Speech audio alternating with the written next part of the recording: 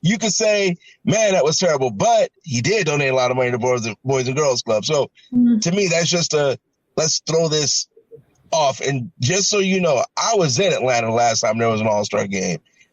Oh, my goodness.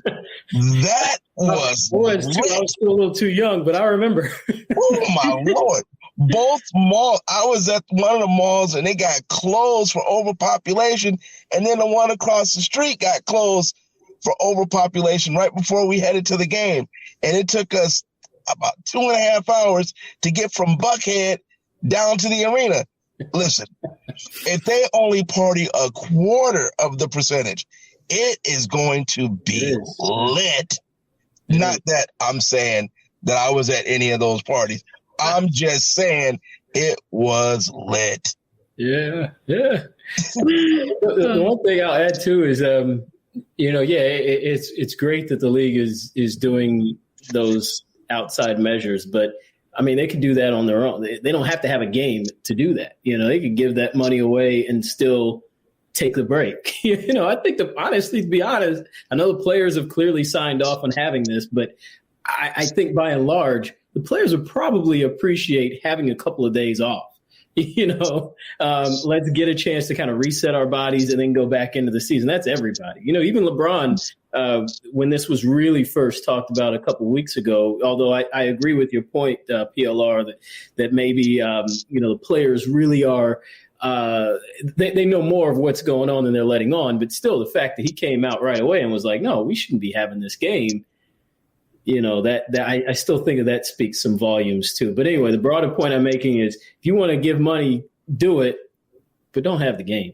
It's just the risk in this situation is completely different from the risk that they took on with the bubble, where it was honestly very smartly done. It was logistically done well. It was planned to a T. And if there was a way to replicate what they did last summer for every sport in America or every sport around the world, I mean, you applaud that. But this is not that. This is completely 180 degrees the opposite direction, and it's just totally unnecessary. And Coley, like Paul said, it is a business decision. I'm looking at these logos for all these events. The Taco Bell Skills Challenge, the Mountain Dew 3-point contest, the AT&T Slam Dunk halftime show. So it is all about those sponsors and getting this game on TV and making that money. Yeah, we're getting back out of some of those sponsorship deals too. That's probably part of it. And don't forget the shoes. Everyone drops their new shoes on All-Star Weekend. Yeah. Actually, yeah, you reminded me. I was obviously the All-Star game was here in Chicago last year, and this was less than a month before everything went on lockdown. But I'm at a party; it was packed full of people, And so I just think about that entire weekend. I say, if that's replicated in Atlanta, where the weather's going to be better than it was last year when it was like 20 degrees outside when we were going to these events, it's just so unnecessary. Sorry. No, I agree with you. And I want to add to that, talking about the risk. And this is something we've talked about, not only in basketball, we've chimed in NFL and MLB. But we're talking about the risk that they're taking here. NBA is more, they have more travel. So you're more propense to being exposed. Yes, you're taking the measures, precautions that are needed, but with all the travel that everyone's going to be doing, I don't think that it's worth that risk for anyone. So, it's the hype of the season. I see the reason of why they're wanting to do it, the money, business, the whole thing. We know that players are, for the most part, going forward and okay with it. We still have, 2 weeks away, more, maybe a little bit more than that, and see if it actually does happen. March 7th is almost around the corner, and see if any players do come to maybe pushing back and saying, you know what, I changed my mind, or they'll stand up and saying, you know what, I'm not for this. Not going to happen. That's just simply not going to happen. The union, Chris Paul is a union head, and Chris kind of touched on it. Believe me, he's in Phoenix, so we ask him 1,000 questions all the time. An individual player is not going to cross his union. It's really just that simple. And this has been agreed upon. Just think about what LeBron said. First he said, that's a surprise. I don't know if I want to participate in it. And then somewhere between then and 2 days later, his phone rang. And then he said, well, I'll be there. I just don't know how much I'm going to play. Then his phone rang again. And then he switched to, well, you know what? We'll do what we need to do. So it's signed off on. They're playing. The only way this thing doesn't jump off is if there's a major COVID hit. And with what's going on in our country anyway, a lot of hot spots aren't as hot. So I would anticipate that this goes on. So unless there's major COVID, players are not going to cross their union because the union helps them make too much money. It's not going to happen. Money, money, money, money. We should play that song as a background here. Money, money, money, money. And by the way, Joe, that song does actually air in New Jack City. In New Jack City. Yeah. Yeah. Thanks, Ed. Coley, homework.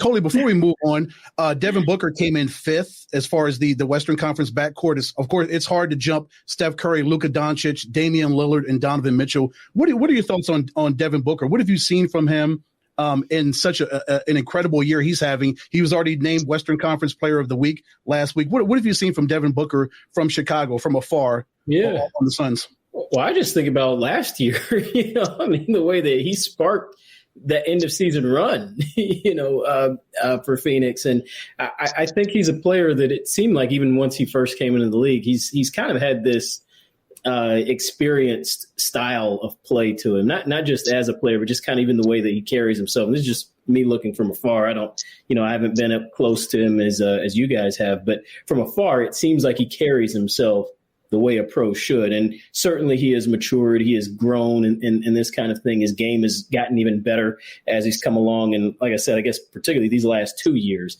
it just really seems like his game has taken off to an even better level. But yeah, from afar, he maybe it's because of where he plays. It's not, Golden State. It's not LA. Maybe he gets lost in the shuffle nationally, and that's why some of these other guards or some of these other players are going to be ahead of him that you just rattled off. But he certainly deserves to be in that conversation. And I think, again, for the fact that he has been the crux of that team and has led it, particularly I just think, again, about the way that he led that team at the end of last year. I think he deserves a lot more acclaim nationally than he's really getting. I believe he'll be picked in by the coaches, to be perfectly honest with you. You're simply not jumping Steph. It's a popularity contest with the fans. You're not jumping Steph. Right. Plus, Steph has 3 rings. So there's a whole different accomplishment ladder there. And I know I'll probably get in trouble for saying this, especially in the Zoom meeting somewhere down the line when Utah comes to town, but he's better than Donovan Mitchell. It's just plain and simple. He is a better basketball player. But I think he'll get in no matter what. I think Donovan Mitchell deserves to be in when you get outside the popularity stuff. But my concern is even with Devin making it because he's getting in. What I want to know, Coley, is Zach LaVine going to get in? Because he deserves to be in the All-Star game. Yes, he does. Yeah, but, playing for this Bulls team, I think that's where it gets more difficult, And again, Coley, so it's hard. He's got to jump Bradley Beal and Kyrie Irving and James Harden. Those 3 are ahead of him. He's not jumping those 3 guys. But you don't have to jump those 3 because Bradley Beal is already a starter. So you don't have to jump him. You have to get in on the coach's side. And so coaches, I would think, and you have a better pulse of what's going on in Chicago, that team is actually being well respected for their effort and for the way they're playing now compared to the way they played when the season started. So just the coaching has made a difference in his game. So I guess I'm saying that really to get a pulse from you of he seems like he's getting a different level of respect, especially in the East.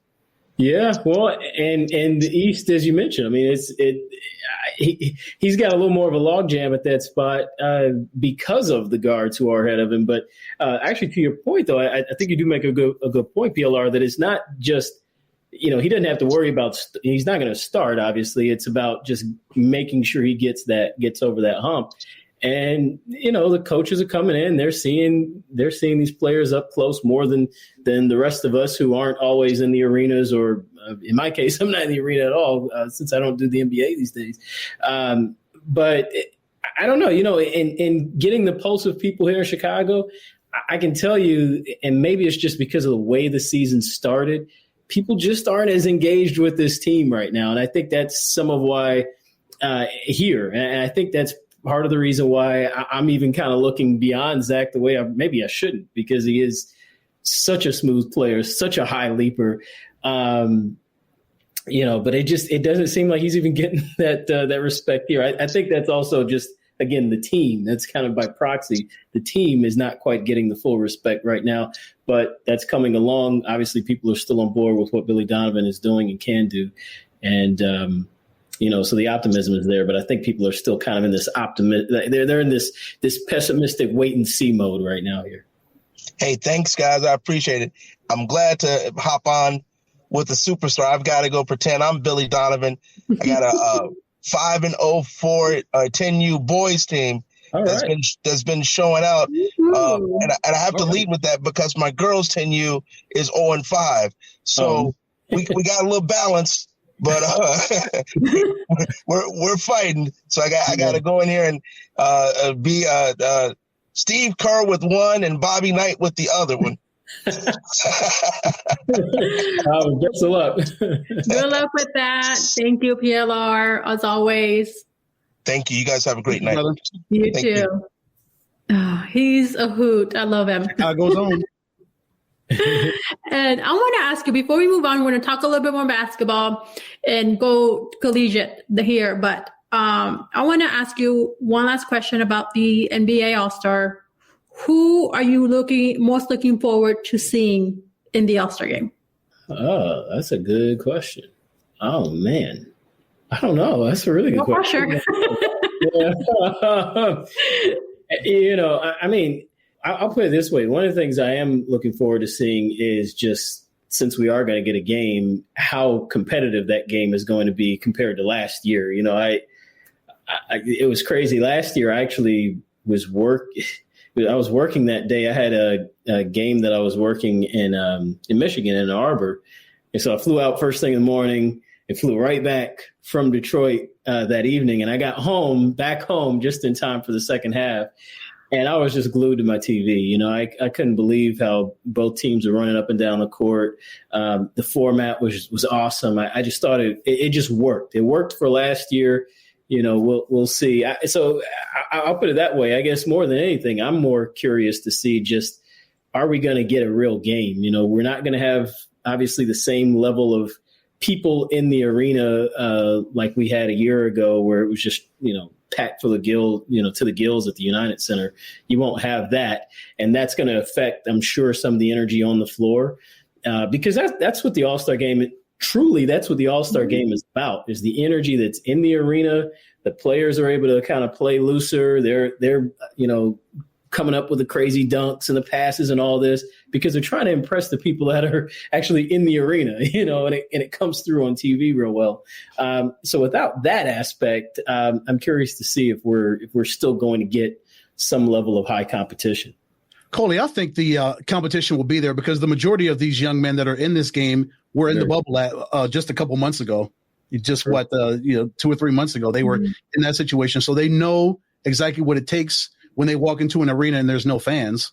And they're professionals at the end of the day. They'll show up and do their part because they know they're on TV and they've got a job to do. And that's what they do. That's what they get paid a lot of money to do. Mm-hmm. Yeah. Mm-hmm. True. Yeah. And then that's one of the things too, is with All-Star, whether that's basketball, football, or the Pro Bowl, you would say, whatever sport it is, that's what you feed off of. You feed off of that vibe.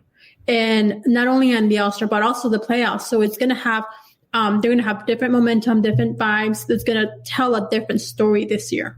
Mm-hmm. Yeah, absolutely. And talking about stories and creating stories, we're going to go ahead and go into NCAA, and March Madness is right around the corner, knocking on the door here. it's one of my, one of the things that I look forward to in the spring is March Madness. And then, my gosh, do I get mad?